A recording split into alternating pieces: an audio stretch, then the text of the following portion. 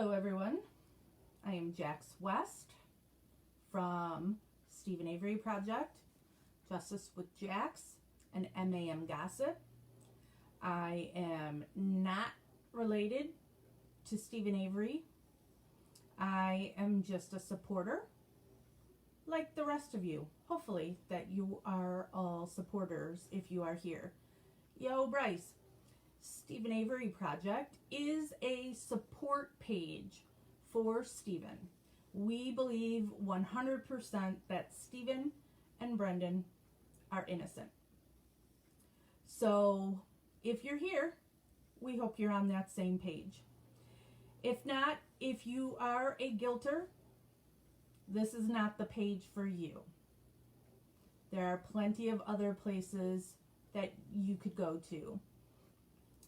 What I wanted to talk about today is we did a live video here and also in our subgroup MAM Gossip, where we talked about what Kathleen Zellner just released.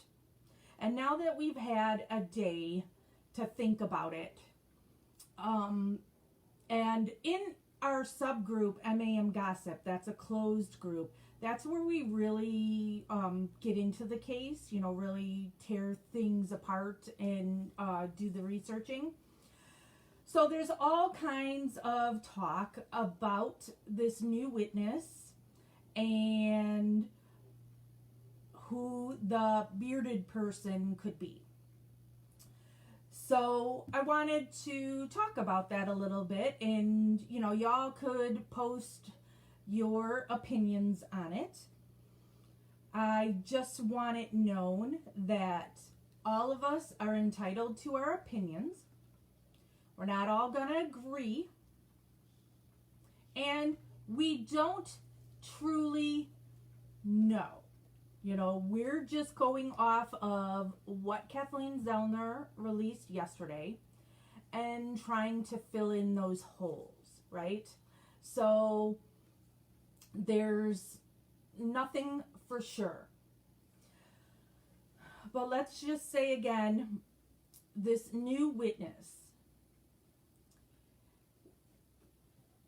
he saw on November 5th, 2005, early in the morning, it was before sunrise. He is somebody who delivers newspapers. He was driving a car and he was pulling up to where the mailboxes are at Avery Salvage, okay? It says he turned left onto Avery Road from 147. And as he was driving down, first Avery Road goes straight when you first turn onto it. And then you get to where you could either continue to go straight, and that will take you down into what they call the pit, where all the cars are. Or if you turn right, that road goes all the way down to where the two trailers are, where at that time, that's where Stephen lived, and then Barb, then last name Yanda, and her kids lived. Also, once you turned right, if you made a quick left, over here is where the office is for the salvage yard, and then right across the parking lot is the trailer that Dolores Avery lives in. So when he first turned left onto Avery Road and was driving down that straight road first, there was somebody pushing the RAV4. So pushing this way towards the salvage yard. Bobby Dassey was on this side. He was at the driver's door. The door is open. He is pushing the car. He didn't have a shirt on. So this is what he sees. There's no lights on the RAV4, which is Teresa Halbach's car, but he has his lights on. He can also see then on the passenger side, there's somebody else pushing from that side. But as soon as his car pulled up, that guy ducked down by the door. Okay? So how he describes that other person is he said that they were like 6 feet tall, looked to be in their 50s or 60s. Bigger, so not a skinny guy, bigger guy, wearing a puffy coat. So I don't know if puffy coat makes him look thicker than he is or not. And that he had a long, like 8 to 10 inch gray beard. So they're pushing the car straight this way. That guy goes straight around them, and then he makes the right turn, goes to the mailboxes, puts the newspaper in the mailbox, turns around. He's coming back this way, then turns this way to go out to 147. They're still pushing the car, but now, all right, he's this way, so now he's on this side. The other car's going this way. Bobby Dassey's on this side, so they're close. He says Bobby Dassey stepped in front of his car to try and stop him from going. He then drove off the road into a little ditch to keep going so he could go around Bobby and left. He says he called Manitowoc Sheriff's Department. He talked to a female. He told her what he saw. And she said, "We know who did it." He left his contact information, and he was never contacted. Now, years later, okay, because this happened in 2005, 2015, right? 2015 is when Making a Murderer came out, end of 2015. Don't know when it was that he saw Making a Murderer. But he watches Making a Murderer. That came out in December of 2015. After seeing that, he contacted Stephen's lawyers that he saw Making a Murderer. So he reached out to Dean Strang and Jerry Buting. He only left a message. Nobody ever got back to him. And then now we know he has gone to Stephen's current attorney, Kathleen Zellner, and she had him do an affidavit and has filed. Okay? That's what we know from the filing yesterday. Now, in trying to fill these holes and figure things out, one of the big things that people want to talk about is, why is he just coming forward now? Why would he sit on this all this time? Now, this is just me speaking, so my opinion, all right? This is what I'm interpreting from it. When he calls Manitowoc after this happens, and he has a police officer saying to him, "We know who did it." Okay, does he have a reason to doubt the police officer? And to think that police are going to like frame Steven Avery or anything like that? For all we know, he then, from seeing the news of the case, that Steven did it and Bobby was hiding the car for him. He doesn't know, right? We don't know what he's thinking, right? We just don't know. He contacted the police. They didn't reach out to him after that. Now, we also know there's a police officer who, in Steven's first case, and I can't remember her name, somebody else, I'm sure one of y'all will remember her name, but she is a friend of, hold on, I'm being sent something from a moderator, so maybe it's something I have to address right now.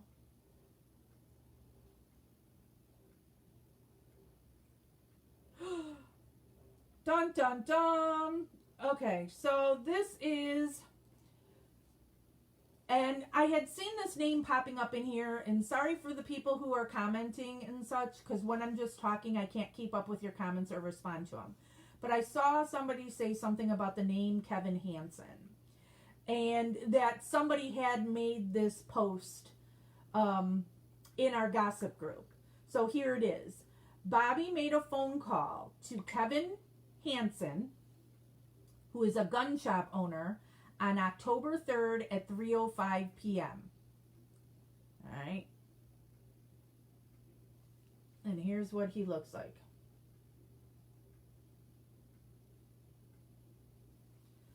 I would say if you saw this dude, you could think he was in his, sorry if the reflection of the sun, you could think he's in his 50s or 60s. Can't tell from that picture how tall he is, but that's an SUV or of some kind that he's standing next to, so he's got to be fairly tall. Long gray beard. Interesting. Okay. So back to where I was. So he could be thinking at that point he had reached out, he did his duty. We know from the Penny Bernstein case that when Penny Bernstein went to Manitowoc Sheriff's Department to report her attack, there was a woman there who was friends with Sandy, why am I forgetting her name now? Sandra Morris, who was Stephen's cousin, that Stephen had chased down and ran her off the road and pointed the gun at her. So that cousin, that, you know, so, and that's what they got Stephen on originally in the Teresa disappearance, is that due to the incident with Sandy Morris, he could not have a firearm. And there was that Glenfield Marshall, is that what it's called? Rifle that was hanging over his bed. That is actually his landlord, Raleigh Johnson's. Stop. Now my dog's begging me to go outside and it's not happening. Judy Dvorak. That's her name. Evil witch. But so Judy Dvorak, thank you, Bryce, had right away said, sounds like Stephen Avery. And the case went that way. So would it have been Judy Dvorak in 2005 when this guy called in to say what he saw at Avery Salvage? Could it have been Wendy Baldwin, who we hear when you watch the video? Stop. Go lay down. When you watch the video of when they're going into Stephen's trailer, she's the one saying, we should see if he's got any shoes laying around and take those in case we have any other unsolved crimes.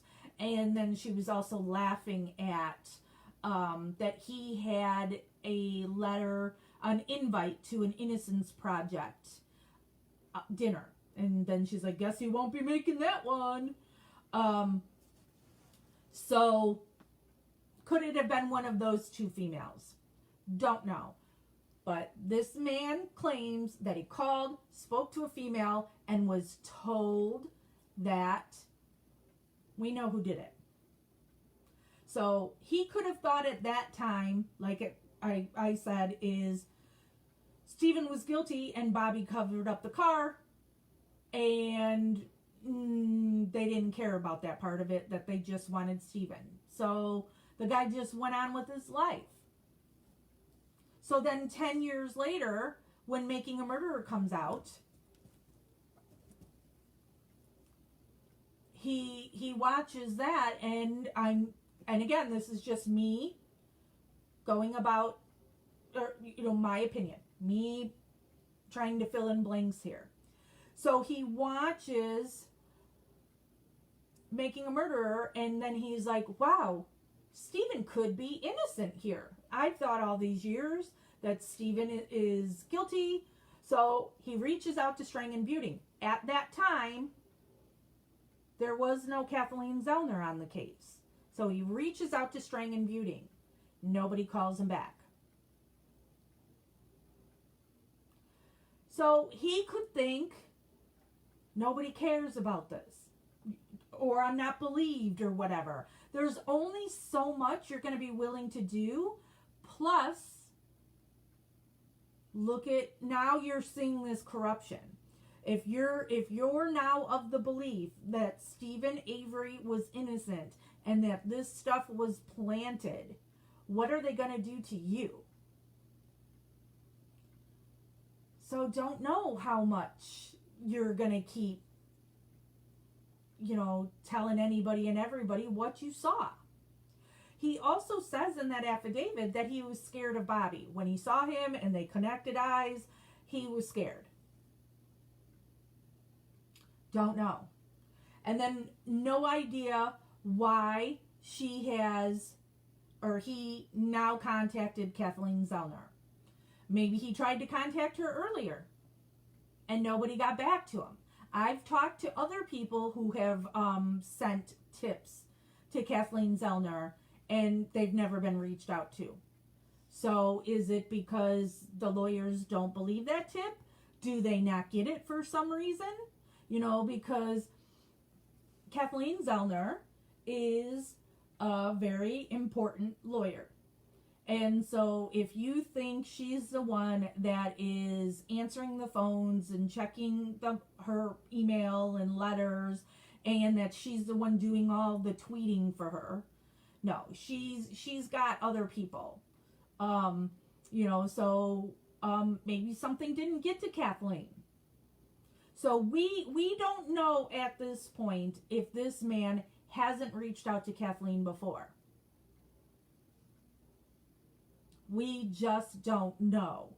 So I don't want people trying to attack this guy because we don't know. And here's Sky saying maybe reward. Yes, there is the alleged reward money, and I know it's something that the Avery family, because the Avery family always, for whatever reason, when evidence is pointing to Bobby Dassey, they're so quick to shut it down. They care more about defending Bobby than they do about freeing Brendan and Stephen. And it is really, really sad. So I know there's been family members who have been saying, oh, he probably just wanted money and or attention. First of all, I can tell you from my own personal experience, advocating for this case, the attention is not all that great. Especially if you say something that family doesn't like. It can be pretty brutal what they try to do to you. And I have been run through the gamut over the years of what that family has done to me to try and shut me up. So there have been other people who have spoken up and they get death threats. Well, I got a couple, not death threats, but I got a couple of threats that there was going to be physical harm. I've been threatened by Earl Avery. I have been threatened by Chuck Avery. So if you say something that the family doesn't like, it's not an easy road. So I can't go by the, oh, he just wants attention. No, Money, all right, the reward is $100,000 that had been put out before. But that reward money it's worded in such a way that it's going to be very hard to collect. Because it says the real killer must be prosecuted. So by just coming out and saying that you saw Bobby Dassey pushing the RAV4, that doesn't mean that you're going to get Bobby Dassey convicted of murder. So you really, it's really a stretch to think you're now going to get that money because you said this. So I would like if people would cut this guy some slack until we know more. There are also people that are posting, and this is the family that have been posting this, screenshots of some posts that somebody with this name of the witness posted like 5 years ago, where they were saying some things negative about Stephen and believing in his guilt or something like that.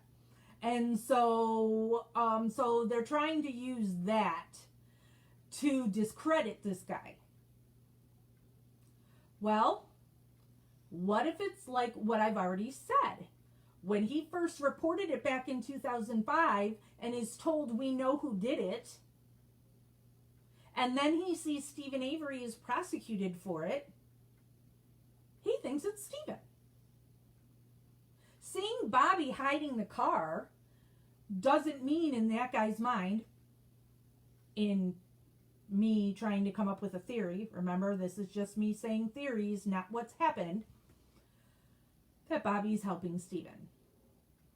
And so he could have been saying nasty things about Steven. Lots of people from the Manitowoc area said nasty things about Steven at that time. When all you were going by back then in 2005 is the press, and you're having Ken Kratz do that press conference where he was just making stuff up that I think is from his deviant mind of what he was claiming that Steven and Brendan did. Those are the kinds of things you were getting in the press. So I am not going to fault the guy if he was thinking Steven was guilty until Making a Murderer came out. And nobody in the Avery family should fault him for that as well, seeing as they also said Steven was guilty. They did not go and visit Steven. They did not talk to Steven. They had nothing to do with Steven until Making a Murderer came out. Then all of a sudden, they wanted Steven back in their life. Except for his mom, Dolores, and his dad, Al. They still had contact with Steven. Not the rest of them. So I'm not going to fault this guy that if he was just going off of whatever news came out at that time back in 2005 on this case. Lots of us,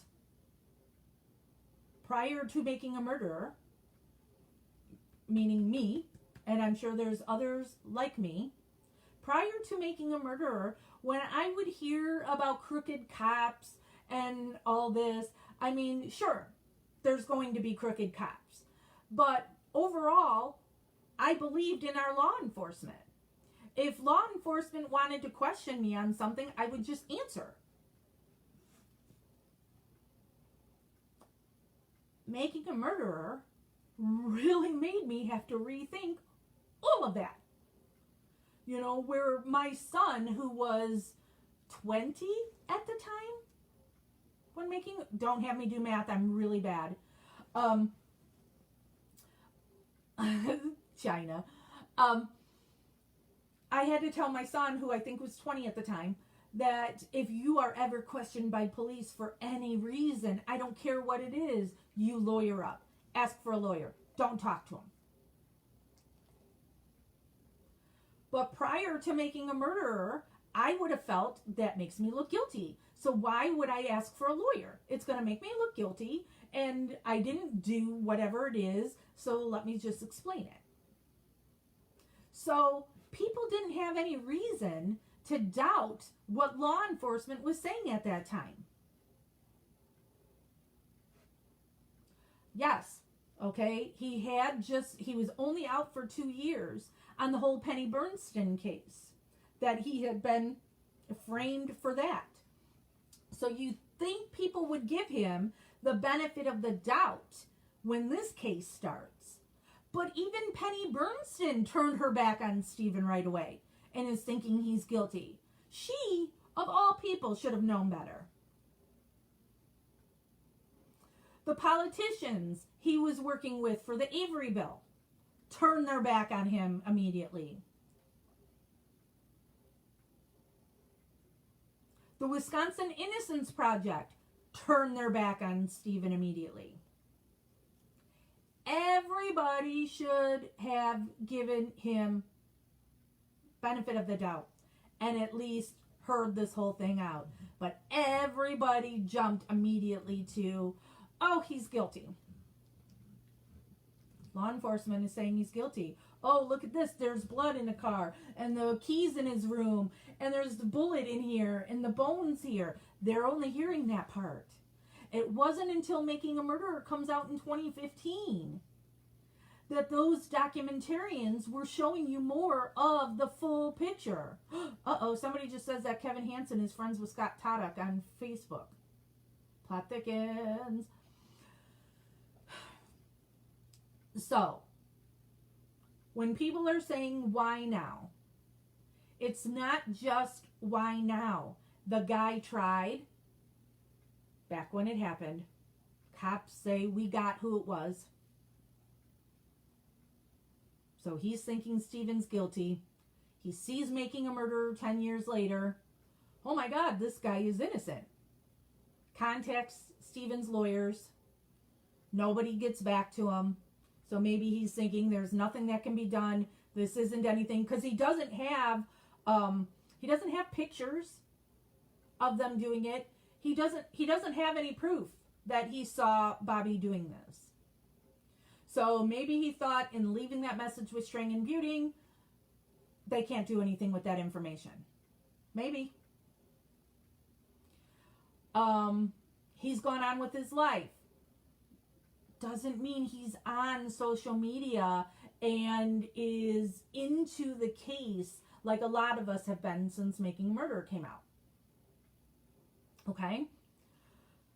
So, and in the affidavit, it says he lived, D at the end of live, he lived in Manitowoc for over 20 years. Doesn't say he's lived in Manitowoc for over 20 years now. So, where does he live now? So, maybe the news isn't so prevalent wherever he's been since Making a Murderer came out. Then we also don't know if maybe he has reached out to Kathleen once she became the attorney and he never heard back from them.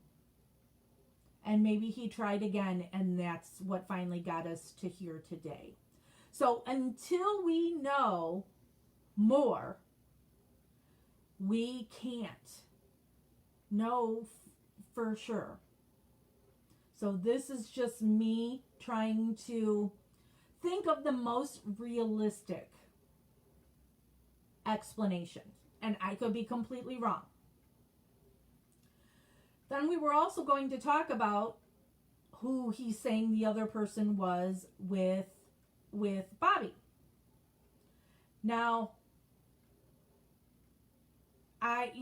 this whole thing with this person, this Kevin Hansen, I did not see this prior to going live, so I have not done any research on this guy and don't know anything yet. Here's his picture again.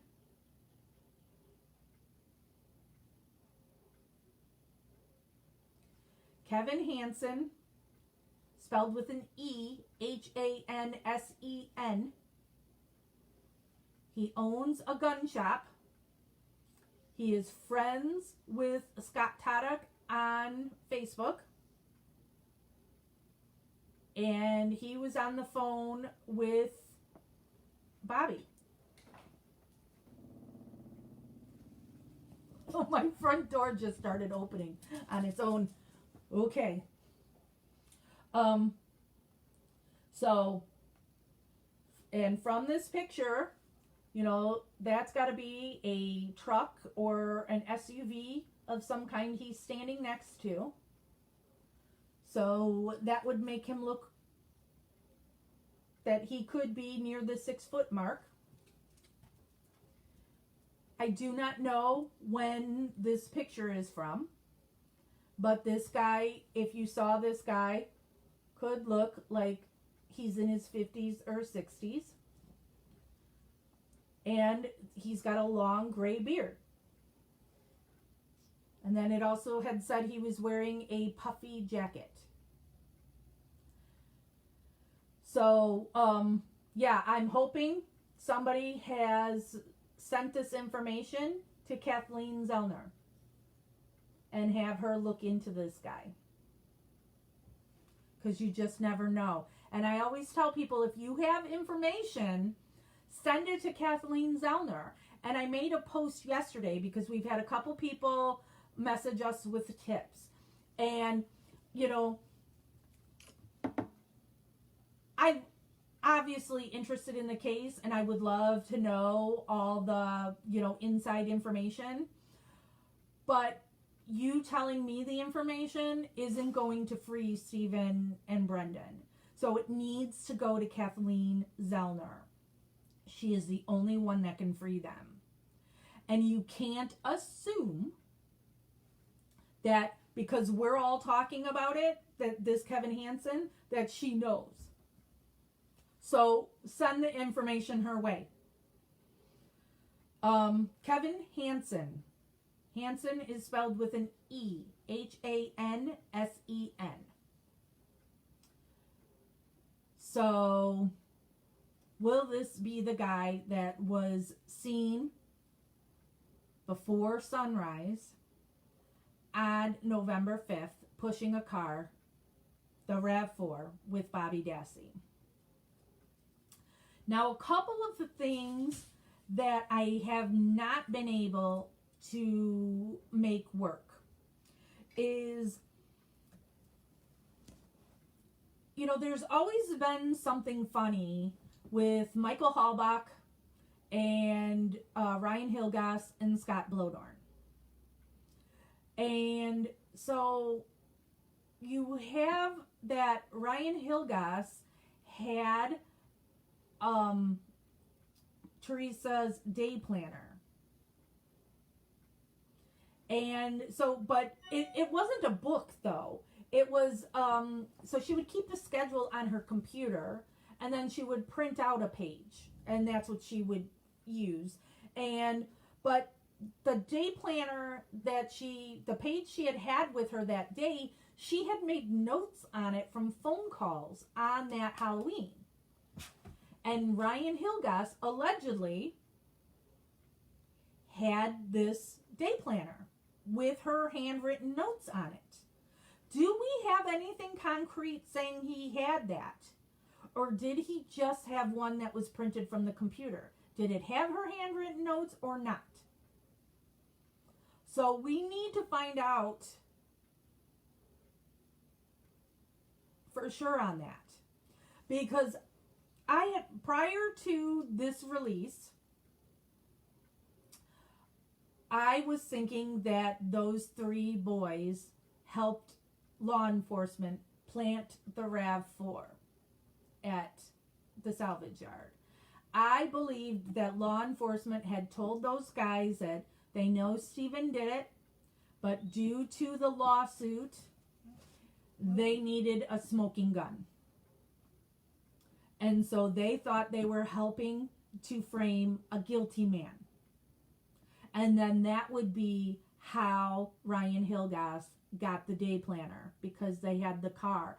And I was also thinking, because, you know, the magic key that was found in Stephen's bedroom is not Teresa Halbach's ignition key. It's her valet key, spare key, whatever you want to call it. You can look at it that, you know, your main key is shaped one way and then your valet key is shaped another way. That just opens your doors. Or does your ignition and won't unlock your whatever. So that's what I was thinking was they go to Michael Halbach and Scott Blodorn and Ryan Hilgas. They're able to get the spare key, and then also you get the day planner, and then also you have Ryan Hilgas erasing some of her voicemail messages, you know, that he was able to guess her password. Then you have, when you look at the log sheet from when salvage yard was being searched, this is after, you know, they found the car and everything, when it's become a crime scene. You see those three boys are constantly logging in and out to the crime scene. Or sometimes they're logging in but not logging out, or vice versa. And then sometimes they're using fake names. And it's just like so confusing to me on why those three guys who are connected with the victim are going in and out of the crime scene when you're not even allowing the family who lives there to get, you know, Dolores Avery had medicine that she needed, and it was a big hassle for them to get their own things, yet you're letting those three boys in and out of the crime scene. It just, So that's why I have always thought with Ryan Hilgas having this day planner that it's always been said it's got handwritten notes on it from phone calls Teresa Halbach had taken the day she was driving around to do these 3 photo shoots. So now need to know if it really had the handwritten notes. Or is the day planner that he had... Ow, stop. My dog is just totally hardcore begging me to go outside. Knock it off. Gotta use my mean tone. So, if he doesn't have the handwritten notes, then it doesn't make it... How would he have this? This was in the car. Don't, so that's one thing that I, need to try and figure out for sure. Then the other thing is Pam of God. It's never made sense to me with Pam Sturm that she shows up late to the search party.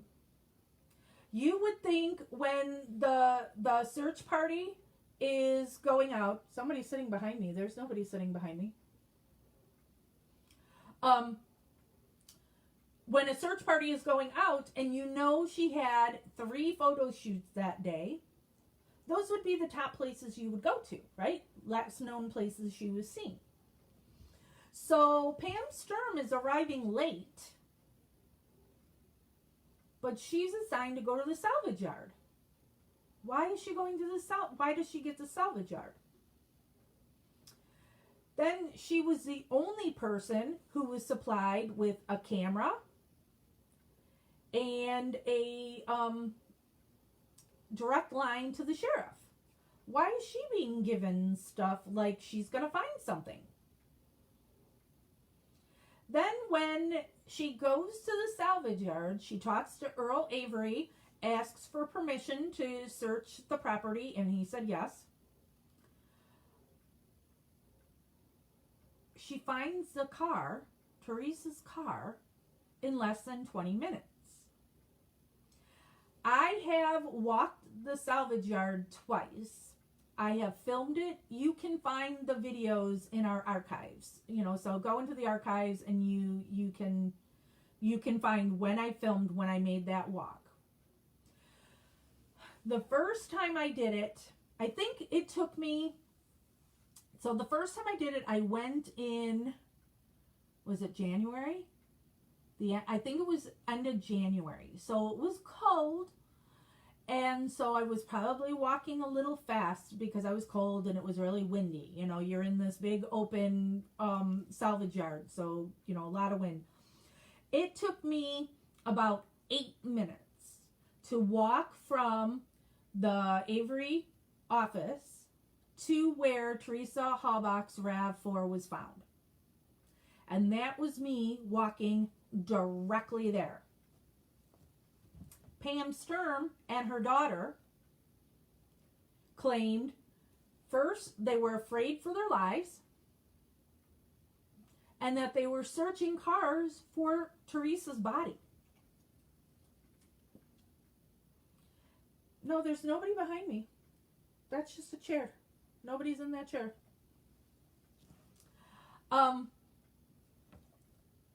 There is, and where that is it's the completely opposite corner from where they came in. You wouldn't do that. You have all these cars right here.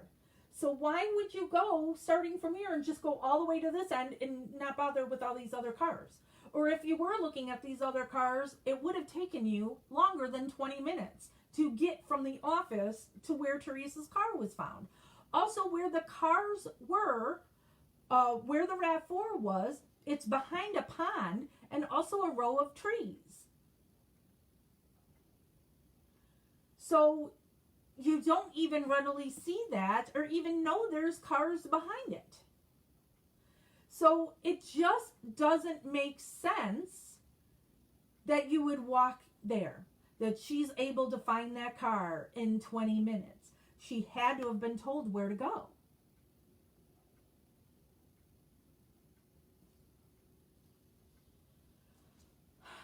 when I was talking with my boyfriend Jeff, who, he's gone to all my trips to Manitowoc, Jeff has been with me. Jeff is actually the one that filmed when we were walking through the salvage yard and such. All right, let me pull out the timeline again that we were going over yesterday in preparation of Kathleen releasing who planted the car. All right, so it's October 31st that Teresa Halbach had been at the salvage yard. She's not reported missing until the 3rd. All right, 3 days later is when she's reported missing. Okay. Keith Romlow sees the RAV4 on both November 3rd and 4th. That's parked in this little spot next to, there's a dam right there. This place is actually really close to the house that Barb and Scott later buy. They didn't own it at the time, but they live right there. And so there's this little space that's next to this water that people park all the time, that go fishing there or do whatever. So it's not unusual to see a car parked there. But he had seen this car parked there on both the 3rd and the 4th. And on the 4th, he goes to the Cenex gas station that's a little bit further down from where that dam is. And when he was walking into the Cenex station, that's when the missing poster of Teresa Halbach and her car are taped to the door as he's walking in. And while he's in there, he sees somebody in uniform and goes up to him and says, "Hey, I saw this car. It's right down there." So he had told Colborne on November 4th that he saw the RAV4 down there by this dam, not the salvage yard. Colborne calls in the plates. We don't know for sure what that date is on when he's calling in the plates. That he just happens to remember the plate number. He claims he's not looking at the license plate. He's just trying to verify what the plate is. But he was able to remember Sam Henry William number. And he also didn't call on like the police radio. He used his personal cell phone to make this call. We don't know for sure the date on when he made that call. If that was on the 3rd. So this is before the guy is telling him at the Cenex station. Is this on the 4th after the guy at the Cenex station tells him?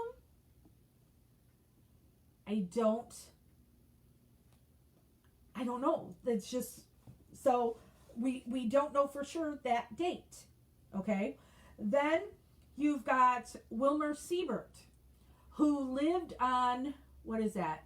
Jumbo Creek Road that goes down the other side of Avery Salvage. And then so when you take the Jumbo Creek Road, then you would turn right into the quarry.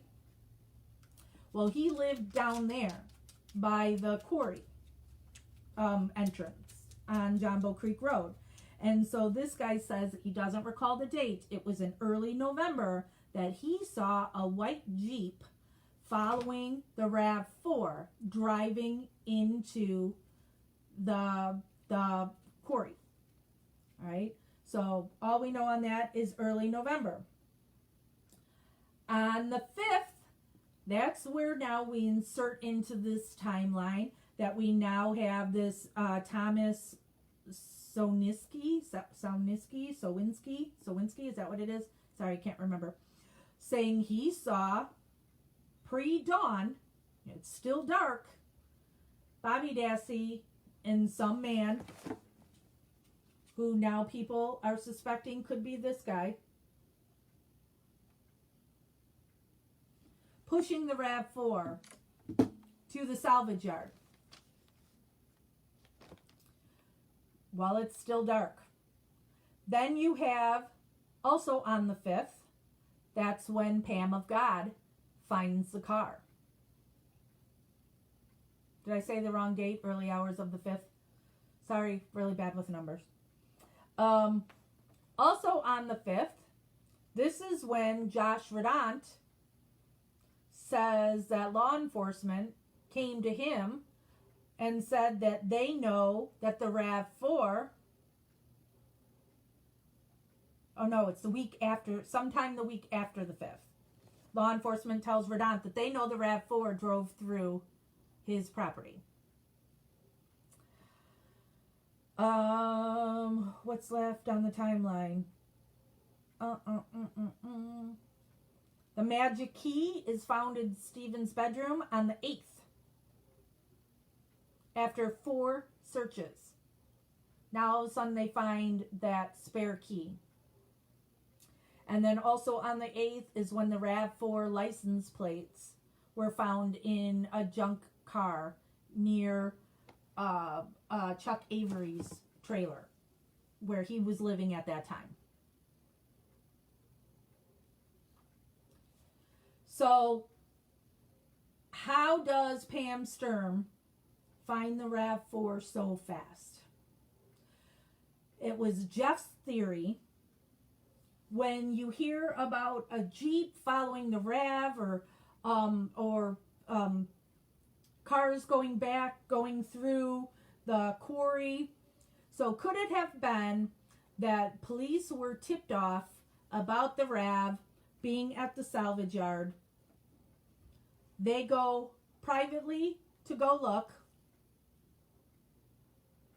But since they don't have a warrant, they can't legally do anything. So then that's how Pam Sturm the next day is finding the car. Yeah, God showed her the way. So, don't know. I can't make all the pieces fit right now. But what we do have, everything points to Bobby Dassey. There is nobody else who had the motive and the means. If Bobby Dassey is obsessed with Teresa Halbach, like Stephen has said, that because Teresa Halbach had been there several other times, and Bobby would always notice when she had been there, and would say, "Ooh, your girlfriend's here today." Just, always noticing when Teresa Halbach is going to be at the salvage yard. Then when you hear the things that he had on his computer,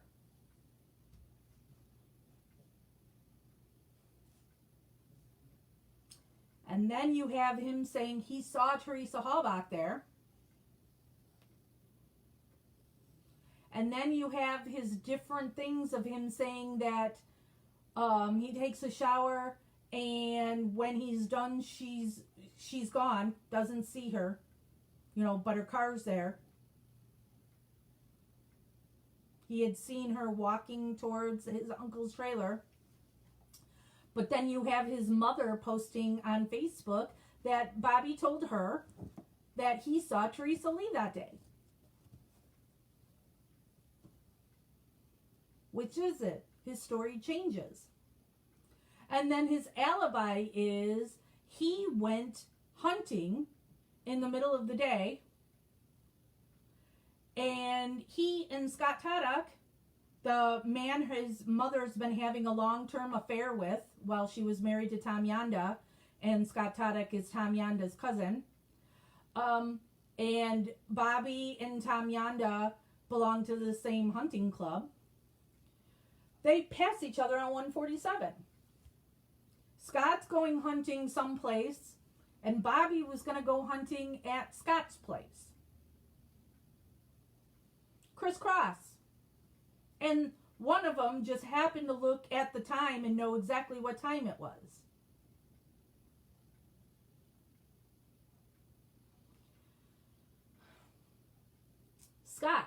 lots of lies from Scott. You know, with the fire, how tall is the fire? Fire is this tall, fire is that tall. We were visiting my mom in the hospital. We're watching Prison Break. But the times they're saying they're watching Prison Break, it's not on at that time. Or when they're saying they watched it, it's like almost over. And now you're watching it because they didn't say it was recorded. They said they were watching it live at that time. Time's not adding up. There's the Sikkiki letter that was found at the Green Bay post office, right? That's where that was found. And it's very hard to decipher and figure it out. But the Sikkiki letter is saying that the body was burned in a smelter at 2 a.m., I think it said. Where Scott works has a smelter. Scott's nickname is Skinny. So is that what we say looks like it's spelling out Sikkiki? Could that be how somebody was spelling skinny? Because they've got testimony from one of the office people at Scott's work who says the people who worked that shift were basically illiterate. So is Sikkiki the way an illiterate person is trying to spell out skinny? Skinny burned body in smelter at 2 a.m.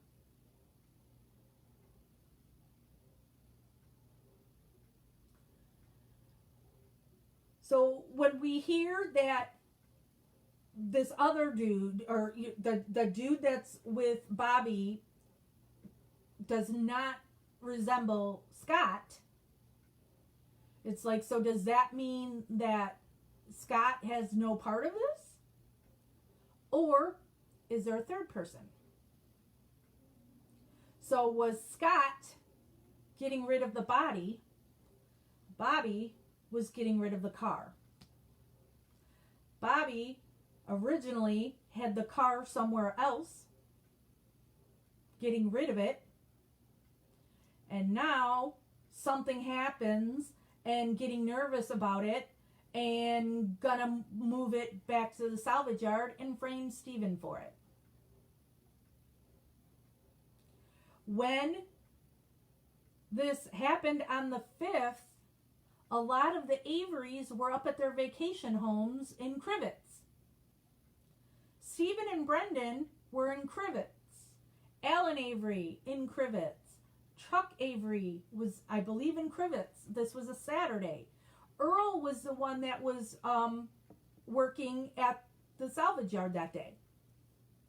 That he let Pam of God search without a warrant.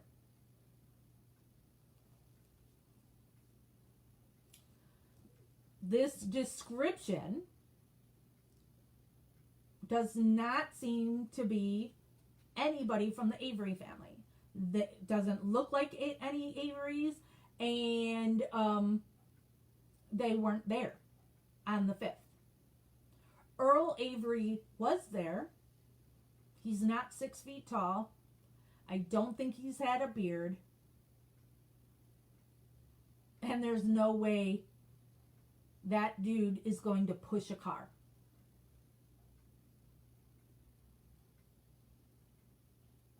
He's lazy. He does the least amount of work possible.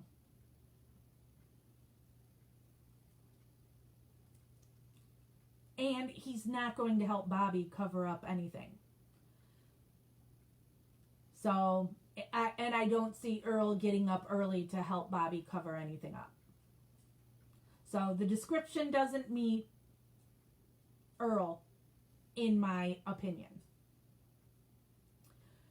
So who is this mystery guy? And now we've got everybody putting these pieces together with this Ryan Hansen guy. Is that what his name is? Ryan Hansen? Let me pull this picture up again. What is his name? Kevin Hansen. Sorry. Ryan Hansen's an actor. Okay, so Kevin Hansen. Does this look like a guy who could be 6 feet tall, in his 50s or 60s, with a long gray beard, and would wear a puffy coat, who was on the phone with Bobby. He owns a gun shop and is Facebook friends with Scott Toddock.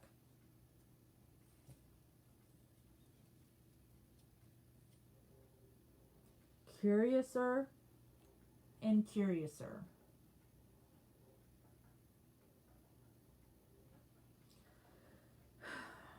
So guess we're going to have to do another live maybe tomorrow. We're supposed to do, no, I've never heard his name before. This is the first time I've heard this name, Belinda. I was scheduled to do a live tomorrow where we were going to talk about the cadaver dogs and the flyover. But I'm going to guess tomorrow's live will end up now what we've discovered in the next 24 hours about this guy. Something else to be thinking about on this is there were fingerprints all over the RAV4. But all they were doing was seeing if they matched Stephen and Brendan. And when they didn't care. Because law enforcement, all they wanted to do is make the pieces fit to say it was Stephen. They didn't even care.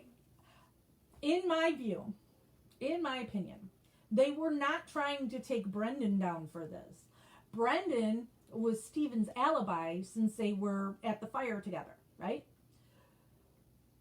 I believe when law enforcement was interrogating Brendan and they were trying to twist him up and get him to implicate Stephen, that's all they wanted him to do. They wanted him to implicate Stephen and say they saw something suspicious of Stephen. And Brendan doesn't understand. Brendan just wants to say whatever it is they want him to say. He's a people pleaser, and he doesn't want them upset with him, and he just wants to go back to class. So then it just comes down to Brendan saying something that implicates himself. So now Brendan's got to go down with the ship because they have to get Stephen. They have to. I'm sure many law enforcement that were not involved in the Bernstein case, they may have even thought Stephen was guilty.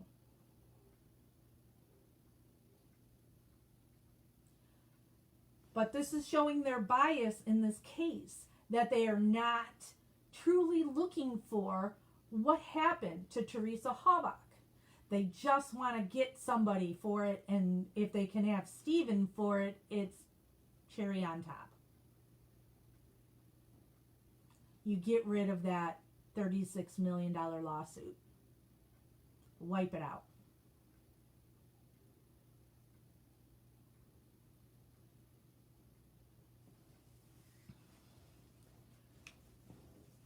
It is such a travesty that they weren't just letting the facts speak for themselves. And then they also went one further by keeping that coroner off the scene. You saw that in Making a Murderer 2, and everything that was done to that coroner. Coroner's job is to be the final voice for the victim. They don't work for the state. They don't work for law enforcement. They don't work for the victim's family. They work for the victim. They just care about what happened to this victim, not who did it. They're going to show you who did it. But it doesn't matter to them one way or another who it is. And Manitowoc has had some other shady cases where they wanted this coroner to lie in a report to protect the thin blue line, and she wouldn't do it. So now going into this case, they know she's not going to just lie for them. She's going to follow the evidence. She is the only one who truly cared about Teresa Halbach, wanting to find what happened to this poor innocent woman who all she was doing was working.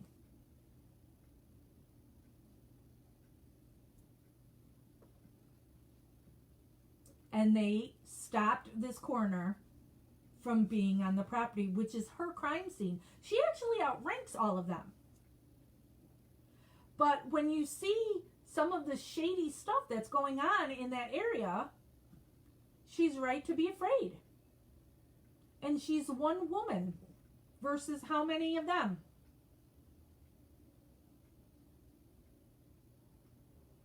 And so you'll have the guilters who want to talk crap about people who believe in Stephen and Brendan's innocence, like Teresa Halbach is forgotten.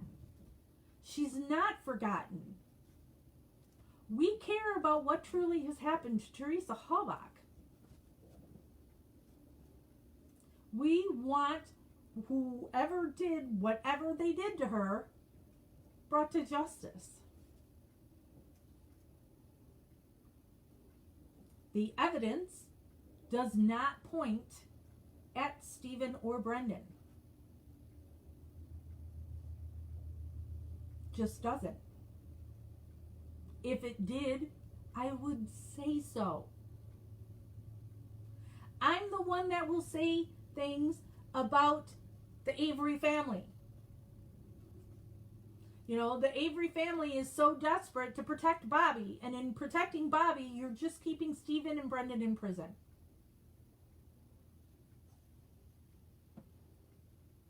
When you're somebody who speaks out against Avery family, you'll have the people, the fans that really support the family. They get very upset with you.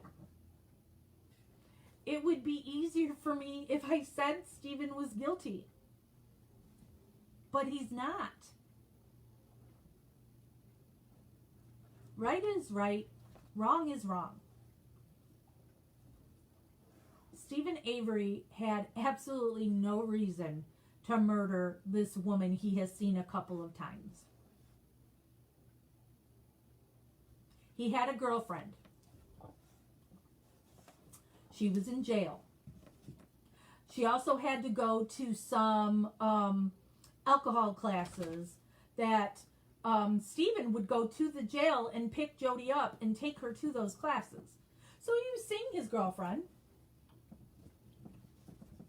He's been out of prison for 2 years. He was about to come into a couple $100,000. And his $36 million suit just started depositions. Things are looking good for him. So why is he all of a sudden going to murder somebody that had nothing to do with putting him in prison for 18 years for Penny Bernstein? Don't you think if he was going to murder somebody, it would be Sandy Morris or Judy Dvorak? Why would it be Teresa Halbach? There's absolutely zero reason why Stephen would do this. None. You have that he was talking to Jodi throughout the day. So they're claiming that a body is burning in his yard and he's stoking the fire while on the phone with Jodi. Which, when I used to visit with Stephen, I asked him, when he was on the phone with Jodi, was he on a cell phone or a landline? At that time, jail calls could only go to a landline, not to a cell. So then I asked him, does his cordless phone reach to the burn pit behind the garage? He said it doesn't even reach his driveway. So there is no possible way he could be on the phone stoking Teresa's body in the fire and on the phone with Jodi. Phone records are there. He was on the phone with Jodi. You hear those calls. You can hear those calls. Does this sound like a man who just has raped and murdered some woman and is trying to get rid of her body before anybody sees? No evidence of Teresa in his teeny tiny little trailer. You think Stephen is that clean? He's so clean that he cut his finger days ago and knew the blood was still on the sink and not cleaned up. I always say, I can pull my hair out. See? I don't even know if you can see. There. I can just pull hairs out of my head. Maybe I need vitamins. I shed like a mofo. There's no hair of hers in the trailer anywhere, and she was allegedly raped not by one guy but two. No hair anywhere. They opened up his vacuum cleaner. He also had a floor cleaner. Nope, no Teresa. No evidence of Teresa Halbach ever going into his trailer. The state will try and say, oh, yep, she was in there. The Auto Trader book was in there. That does not mean Teresa Halbach went into his house. She handed him an Auto Trader. He carried it inside and set it down. Then he went back out, was going to go talk to Bobby. Bobby's car was gone. He sees Teresa's car turning towards 147. The bones. Bones aren't going to burn that fast. There's never been any proof that those are Teresa's bones. According to Kratz's whole theory, Steven Avery has never left that day. He stayed at the salvage yard all day. We're not going to get into the various people who have said that they saw Steven other places that day. But if he's never left anywhere and you're claiming he burned the bones that day, why are there bones not at the quarry that's right behind the salvage yard, at the gravel pit that's even farther away, the Manitowoc gravel pit? When those are brought up in trial, Kratz says, these aren't the bones you're looking for. We're not going to spend 5 minutes talking about these bones because Steven never left the salvage yard. Therefore, those are not her bones. We don't even know if those bones are human. Yet years later, they give those bones that were found at the gravel pit to the Halbach family. Sign them out. Karen Halbach signs for them when they get them at the funeral home. So these aren't Teresa Halbach's bones, but you give them to the Halbach family. They're not given to them right when there had been a service for Teresa. They're years later. Like 5 years later. You're giving those bones, which are evidence. You cannot just give away evidence. As long as somebody is incarcerated, you cannot release the evidence from their alleged crime. Unless you have his permission to do so. Nobody asked Steven, is it okay to give these bones, these not Teresa bones, maybe animal bones, to the Halbach family? Didn't get his permission. Didn't tell anybody. And went so far as had an agreement with Kathleen Zellner. She wanted those bones. She wanted to test those bones. And they're using their excuses of, oh, bones are so burned up that you can't test them. You can't get any DNA out of it. So she's got an expert who worked in with like the California brush fires, that he's able to do this rapid testing to identify bones. Got this expert here. Give me those bones and let us test them. Oh, sure, we're going to do that. We'll give it to you. And then by people out here researching everything about this case, Carol Ann Fitzgerald sends this information to Kathleen Zellner to say, hey, did you know these bones were sent here, blah, blah, blah? Kathleen didn't know. It's kind of major. It's like you're covering up evidence, isn't it? You say these aren't her bones, but then you give them to her family without telling Steven, and then continue to lie to Kathleen Zellner and say, oh yeah, we'll get you those. Yep, we'll do that. Don't know what they did with them. The bones were sent to the same funeral home that her service had been. She has a headstone. I have gone to and videoed when we've taken the trip to Manitowoc and we've gone to Teresa Halbach, the cemetery, which that's all weird to me, is that, so she's on the back side, it's one headstone, and on the front side it has her mom and her uncle, who became her stepfather after her dad died, and her mom married her brother-in-law. So it has her mom's name and her uncle's stepfather's name, who are both alive on the one side, and then Teresa's name's on the back side. But her father, who's deceased, isn't there. And that little cemetery's got a whole lot of Halbachs in it. But her dad's not there. So, and were her bones placed there, where that headstone is?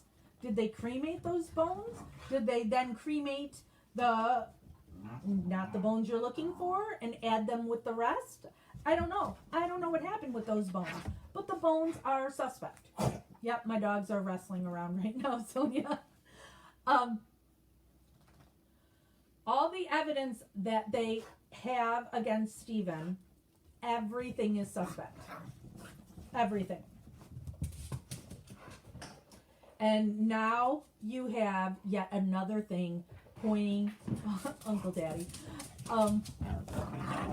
My dogs in the background are disturbing. Yeah, I guess, hold on and I'll let the dogs out.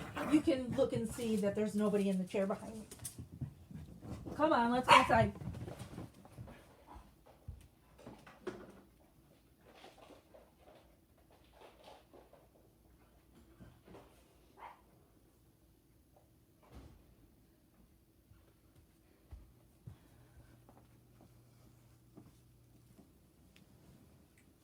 I'm back. All right, so bones, all suspect. What else do they have? You've got the magic key that they had searched that trailer 4 times. Did not find the key. That trailer was trashed. You know, they're pulling apart the walls, cutting up the carpet, taking pipes out of the sink. I mean, stuff thrown everywhere. They don't give a shit. They just destroy your property and there's nothing you can do. Yet, this little cabinet thing that Colborne says he shook so violently that then made the back of it pop off, that, oh, the key had been hidden there and it came and fell out and turned a corner and landed there, and then everything's put back on the table. Change, books put in all nicely, all facing the same way, but everything else in the house, just rip it out and let it fall, and who cares? But this we're gonna put all back all nice. No. The bullet. Searched that garage how many times? This is months and months later. Remember, Teresa Halbach is October 31st. They don't find this bullet until March. End of March. They have searched that garage. That garage now, you know, Stephen's in custody. So Stephen's not in that garage working on vehicles or anything. And everything's getting a nice coat of dust. And all of a sudden, months later, they find this fragment underneath, what was it, a snowblower or something? No dust on it. It's got something red on it. Oh, remember, his garage is red. That Glenfield Marlin rifle or whatever it's called, Glenfield Marshall, I don't know. It was hanging above Stephen's bed in a gun rack. The trailer Stephen lived in did not belong to him, does not belong to the Avery family. It belongs to Raleigh Johnson. So that trailer, the garage, and the land it's on, none of it belongs to the Avery family. Raleigh Johnson was a friend of Alan Avery. He wanted someplace to put his hunting trailer. And so Al sold this little piece to Raleigh Johnson. Everything in that trailer, almost everything in that trailer, was Raleigh's. So that rifle over Stephen's bed is Raleigh's. Raleigh testified to it, or Rowley. I always never remember if he's Raleigh or Rowley. He testified that's his gun. He testified that he would be there shooting at varmints and that there was a hole near the garage and you would see something pop out of there and he would shoot at it. So that there's probably a ton of fragments of him shooting. And then you will see, if you watch Making a Murderer 2, Kathleen Zellner tests that this is a bullet that went through that frickin' garage, or was even stuck in the garage and somebody pulled it out and dropped it and we found it, eureka. And what did they find on that bullet? A waxy substance. That in that waxy substance is Teresa's DNA. Well, when you look at the evidence logs, you can see that they went to Teresa Halbach's house,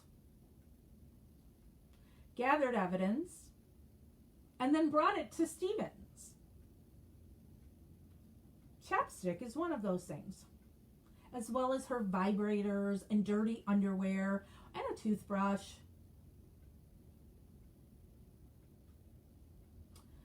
So, putting on chapstick, pieces of your lip can get on that chapstick. That's real DNA. Not like sweat DNA. That's real DNA. Rub it a little bit on there. Oh, and then let's go back to the magic key, as long as we're talking about DNA now. Teresa Halbach, who literally drives for a living, that you're driving from place to place to go take pictures. Her DNA is not on this key that she uses all the time, nor does this key have wear and tear on it like you would have from constantly putting it in ignition and pulling it out. Her DNA is not on there. But Stevens is. You know, the magic key that happens to fall right by his slippers. I think maybe if we're going to talk about sweat DNA, would slippers be sweaty, you think?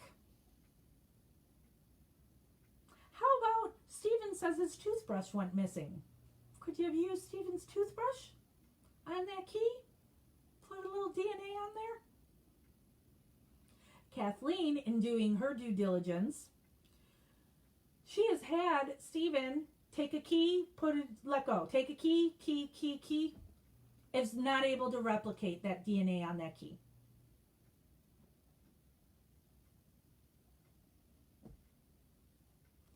All the evidence that they have against Steven doesn't pass the sniff test. And I'm not talking about sniffing 7 pairs of panties.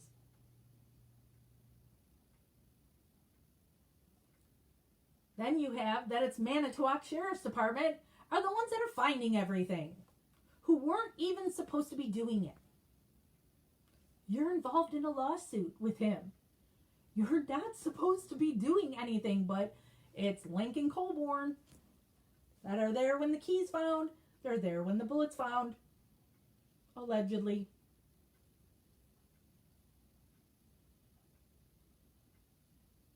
Steven's story has remained, Krat's favorite hobby, consistent the whole time. The only thing that he has not been consistent with is, did he have a fire on that Halloween, that Monday night? I don't fault him one bit for when you're being questioned on was it the 3rd that he was questioned then for the first time? With the day she's reported missing, so 3 days later.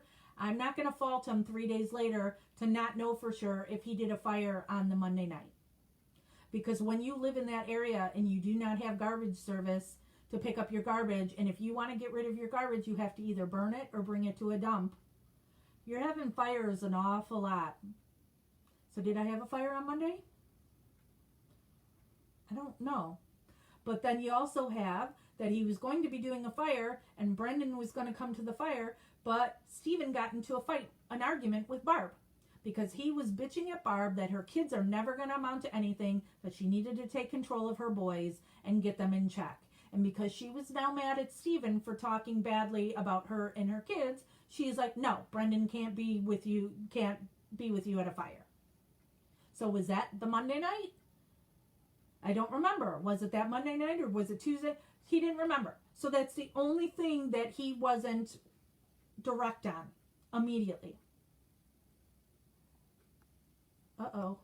Someone just tweeted about a female officer who worked at MTSO when Jacobs called into dispatch after the car was found to see if we have Stephen Avery in custody. Spoke to a female officer called Katie. So another female officer who may have taken this call from Sawinski. Interesting.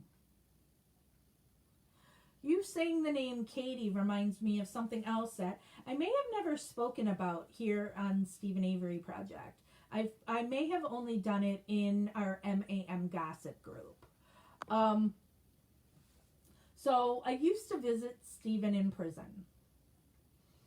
And one of the times when I was there, so for those of you who have not visited somebody in prison, the tables are all numbered. And so an officer tells you what table you are to sit at. It is assigned.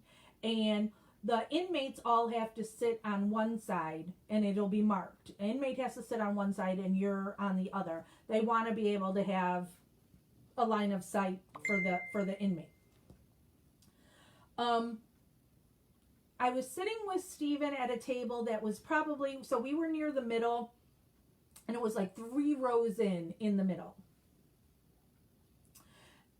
We're sitting there talking or whatever, and then some girl comes in, and she's assigned where she needs to go. And like I said, we're like in the middle. There is no reason to walk by our table.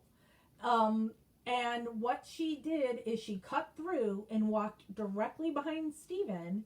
And then she says to him, "Hey, Steve, how you doing?" She addressed him. And he said, "Not bad." And so she kept walking and went to where she went. And then he says, "Do you know who that was?" And I said, "No." And he said, "That was one of Teresa Halbach's little sisters. That her boyfriend is in the same prison he's in. And so, you know, she makes niceties with Stephen if he's in the visitor's room when she's there." I found that to be pretty amazing, because if I'm at the prison where the guy that murdered my sister is, I'm not going to be intentionally walking by them and saying something of, "Hi, how you doing?" with a smile on my face. So that was something that made me really do a double take on, that doesn't make any sense to me, on why somebody from the Halbach family would exchange niceties with Stephen if they think he's this killer. It's something I'll never forget, because it was just so...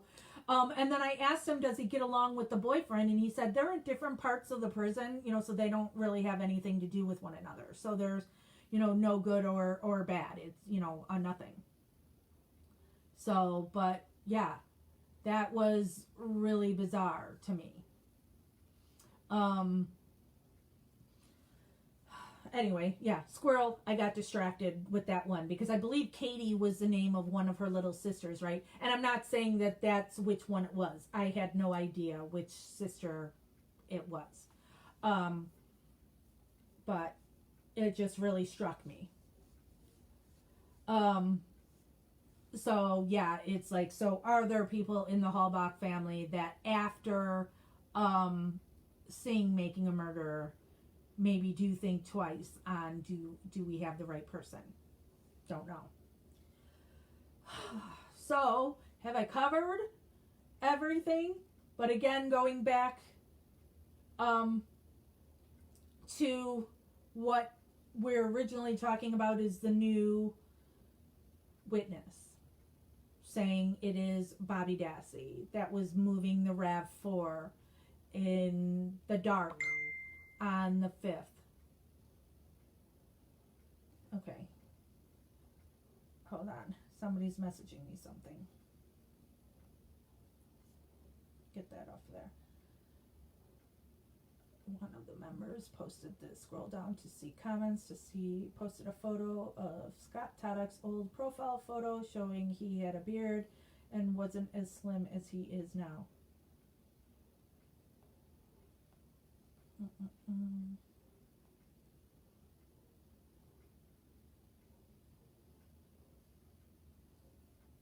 Okay. Huh. Well, and he's not so slim now, Scott. He had a little bit of a gut on him.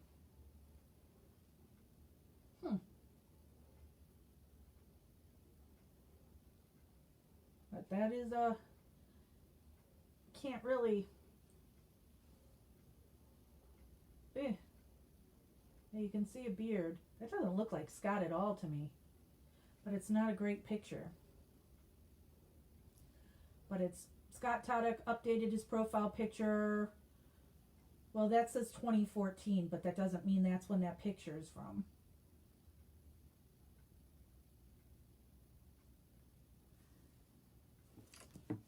But what you would need to do is, he didn't look like that in Making a Murderer the first season.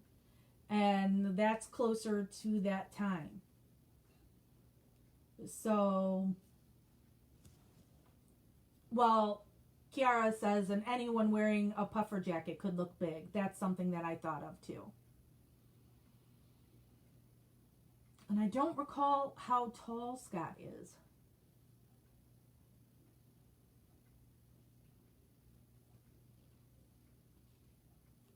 I don't know. I'm still not thinking it's Scott though, because also they say in their 50s or 60s, and Scott wouldn't have looked like he was in his 50s or 60s, I don't think. So, you know, and far be it from me to, you know, I'm not a Scott fan, so I you know, not gonna just look for reasons to defend him. But I just have to go by what what the evidence shows me. So I still am going to say that it was not Scott helping him push the car. But if it ends up it was Scott, I'm not surprised either.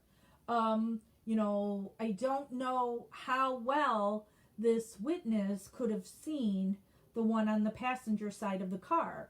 If car doesn't have any lights on, he's on the passenger side while his car's over on this side. Bobby is in the street or on the road, and that's where your lights are and that's where you're focused. And he says the other person ducked down. So how good of a look did you get at that person?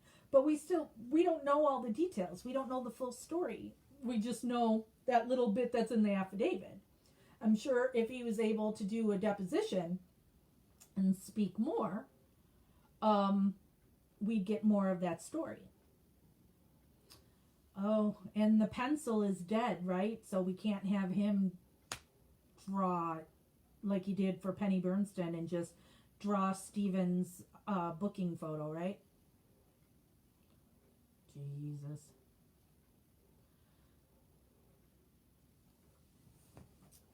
Robert is saying the witness clearly states he knows Scott and it's not Scott. I didn't see him say that. That was not in his affidavit that he knows Scott and it's not Scott. He just said that the guy was 6 feet tall, looked to be in his 50s or 60s, had a gray beard that was 8 to 10 inches, was big, and had a puffy jacket on. I didn't see any mention of Scott Toddock in his affidavit. Doesn't mean he hasn't said something like that to Kathleen, but nothing has been put out to us on if he knew Scott Toddock or not. There's also, the witness has a son with the same name as he does. Or actually, I shouldn't say that. There's two men with the same name, a father and a son.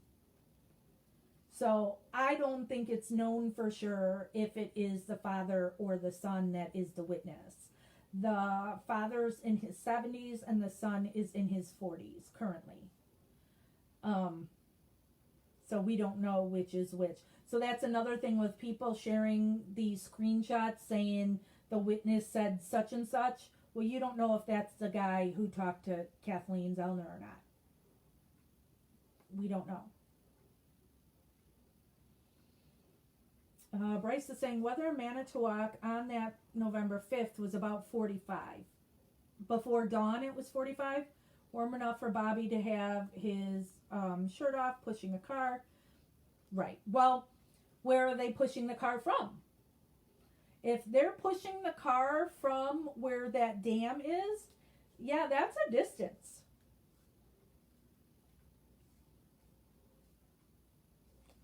So,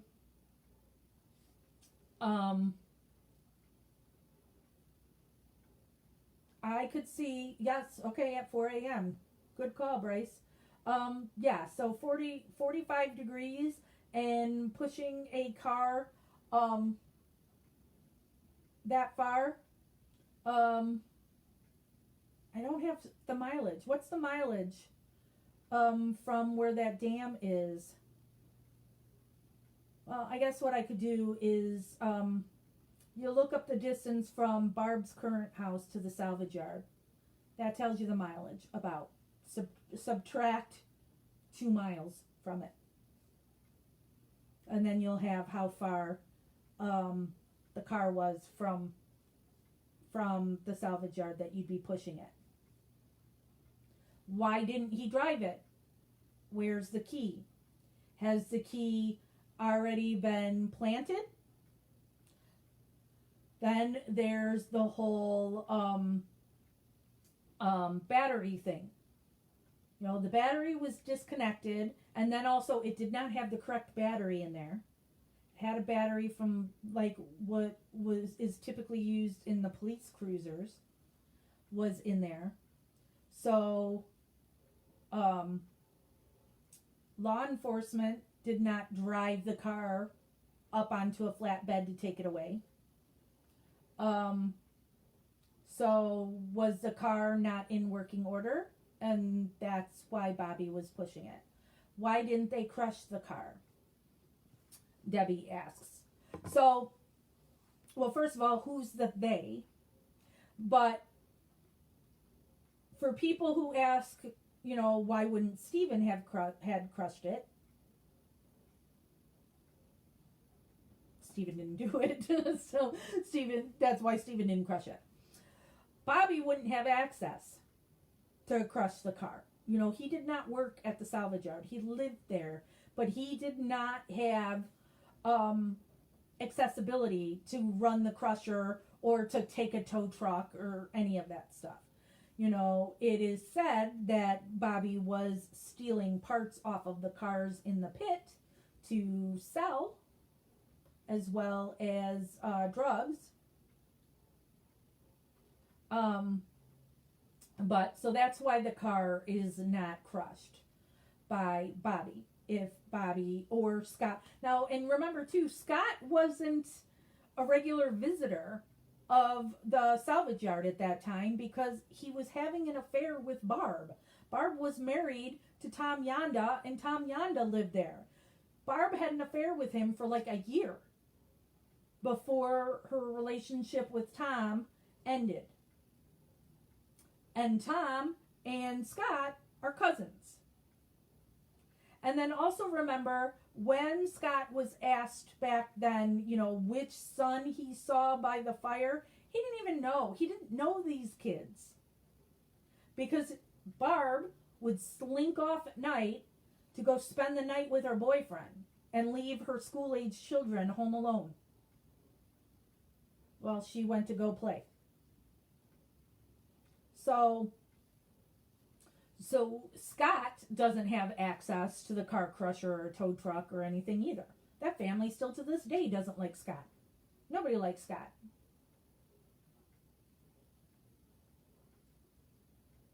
So that's why a car's not crushed. Steven's not guilty, so there's no need for Steven, you know, why didn't Steven crush it?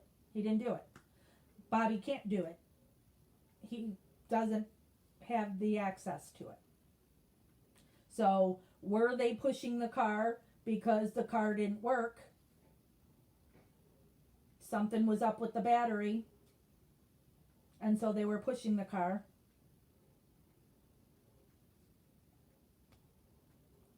Don't know. Bobby knows. Why didn't Bobby tell us? Bobby, why were you pushing the car?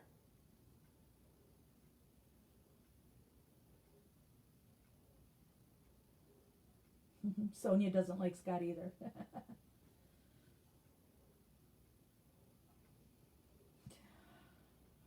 Bryce, you can look on, so like the last video, the last time I went to Manitowoc, the video we did then is I drove and we timed we went from the salvage yard to Cuss Road, and then we went to the dam where the car had been seen, and then the Senex station, and then we also went past Barb and Scott's house. So that, you know, watch those videos, because I also did I timed it all to know how long it took me to get from here to here. Yeah, Jacqueline, people have said that a couple times, that I'm like delayed. I say something and you see it later. I mean, it looks fine on my end, but yeah, I apologize. I don't have the most professional setup, and sometimes Facebook is stupid. So yeah, Bryce, do your homework and watch one of our old field trips. And that, you know, because I got out of the car at that turnaround thing by the dam. So it should be easy. And then I was making sure to say the time, how long it took to get from one point to one point. But I also said, yeah, just put in Barb's address, you know, use your GPS and go from the salvage yard to Barb's address. What's her address? It's Princel Road, Princl Road, and it's like, no, I want to say 1293, but is that, I don't know. But her address is everywhere because she's always getting donations from people and having people send her stuff. So it's very easy to find her address. So that will tell you the mileage, because Barb lives right where the RAV4 was seen parked for 2 days. What happened with my trespassing case, says Colin. I had to pay a fine, which, let me clarify that. Somebody donated the money to pay my fine, because people like to, you know, be all on me for that I didn't pay for it and somebody else did. Well, it's because somebody said I did this field trip for other people and let me pay your fine, and fine. And it was somebody I knew at the time too. It was actually somebody who was one of our moderators at that time, and then she's gone cuckoo. Yeah. So I paid the fine. No point in trying to fight it, because they did. I was there. You know, it was because I was at the deer camp. I was there. At that time, I did not see any no trespassing signs anywhere. There is now. But I was there. I did film it. We did do the live because I felt it was very important to show people, because this, when I did that one, that was right around the time that Kathleen, and you can find this on YouTube, and you might be able to find it on her website too, the KathleenTZellner.com, on the Stephen Avery page, where she did a recreation video of how Bobby Dassey got Teresa Halbach. And so it was at Cuss Road. And it's also claiming that at Cuss Road, Teresa's body was left there for a period of time. And when you also look at the cadaver dogs, thank you. Christopher just said old Scott profile picture. Okay. The cadaver dogs went over there by Cuss Road too, and was very interested in that area. So I wanted to show people how close that road leading to the deer camp that comes off, because Cuss Road is a dead end. And then you've got the little dirt road that's leading to the Redon deer camp. And so she's saying that Teresa was left on the side of that little dirt road. And so I continued walking at the deer camp. There's a berm now there, but I wanted to show everybody just how close the salvage yard and the residences are to the deer camp. If you have to take the actual roads and drive it, and you're going around all that land, it takes a little longer. But as the crow flies, if you're able to just walk through the quarry and through the salvage yard, it's really pretty close. And so that's all I was doing. So I'm not ransacking the place or doing anything, anything like that. But then the Avery family called Rodant and had him press charges. All right, somebody wants me to really find something that's in our gossip group.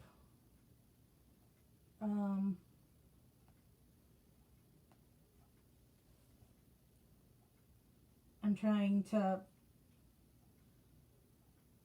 Is it in the gossip group of the person who keeps... Because I'm not seeing it on... And where is it in the gossip group? That you're wanting me to see. Oops. Or somebody just messaged me. Sarah Walters, can you just send me a message of what it is? If you send me a private message, I'll be able to pull it up on my phone. And then I can deal with it. But I can't do it on here because I'm live from here.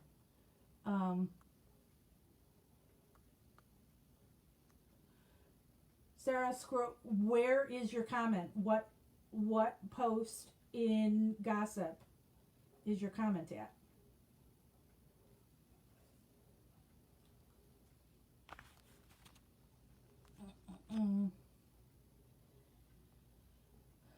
Sorry. Hold, please.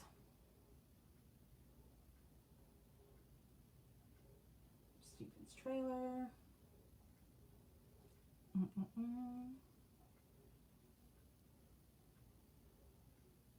It's on the Stephen Avery Project post, a post about Kevin. Okay.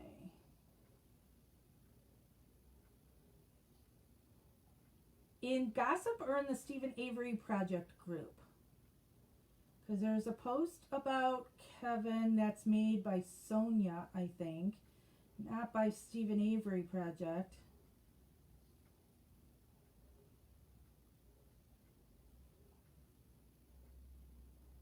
Oh, okay. So for the old picture,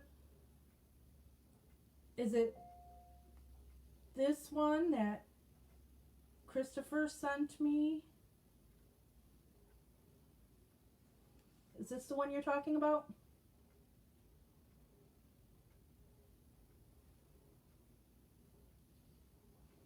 Sonia, I don't have any idea why you can't comment on your own post and gossip. No idea. Please pay some more money. I have 1 minute left. Okay, so I think I've talked plenty for today going into this new stuff, and you have 1 minute remaining. Thank you for using Securus. We'll be going live tomorrow around the same time. I don't know if we'll be doing it here on Steven Avery Project or if I'll be doing it in our MAM Gossip group. MAM Gossip is our closed group where we do more investigating. So we'll go live at this time at 1 p.m., the same time I started today, where now we will have looked in more into who this gray bearded man is. And that's what we'll probably discuss tomorrow. Let me leave you with, people are reporting to me that now that this case is in the news again and it's a big deal, that there's people asking for money, which I'm going to sound like a hypocrite since I just said somebody had paid for my my trespassing ticket. If you want to help Steven and Brendan, money should be going either to their lawyers or directly into their commissary accounts. Don't give it anywhere else. Okay? You can go to KathleenTZellner.com and go onto her Steven Avery page. And she has all the links there for you to donate either directly into Steven's commissary or if you want to send it to Kathleen. Okay? So no matter who you're seeing is asking for money, whether or not they have Avery on the end of their name, just give it to their commissary or to the lawyers. That's it. All right? We also have here, there's the addresses for you to write to Steven and Brendan. You're welcome to write the letters. The things that I always warn people of, though, is don't write to them just because you think they're famous and you want a letter back. We have had people that are like so upset that Steven didn't write back to them. And then it makes them say, I'm not going to support him anymore. You know, Steven isn't going to write to everybody. He's just not. It's not his thing, and he's been burned a couple of times, which, funny, a friend of mine who's not somebody who follows Making a Murderer or knows any of this, she messaged me earlier today, and she's like, oh, I was flipping around on TV, and I came across Dr. Phil show, and he had on Steven Avery's fiance, you know, so she knows nothing about nothing, and then she's like, is she still with him? And I'm like, God, no, long story, you know, for somebody who doesn't, I'm not going to get into that whole thing, but people tried to take advantage of Steven, so he's just not going to write to everybody. So please don't go into it in going, I get it, I get how cool it is to get a letter when you support these guys. So, but don't do it with just that intent that you want to get something back from them. Yeah, China, oh man. Don't get mad at either guy if you don't hear back. All right? You know, you write the letter to them because you're just trying to be a little bright spot in a sucky day of sucky years. So, you know, think about, you know, you can think about the things that Brendan likes and talk. You guys can't, the Debbies can't post in gossip anymore? We're going to have to look into that. I don't know why, what the issue is.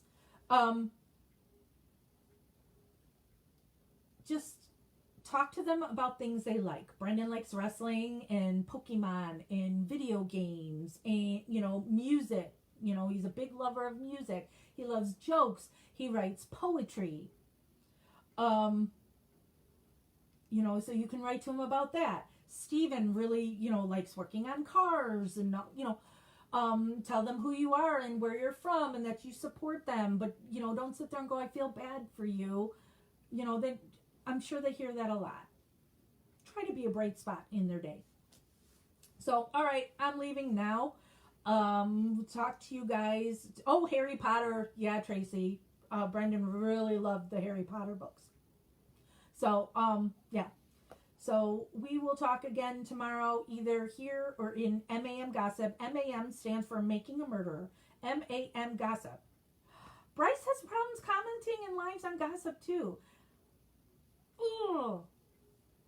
Okay, we're gonna have to figure out what's wrong there because that really bothers me.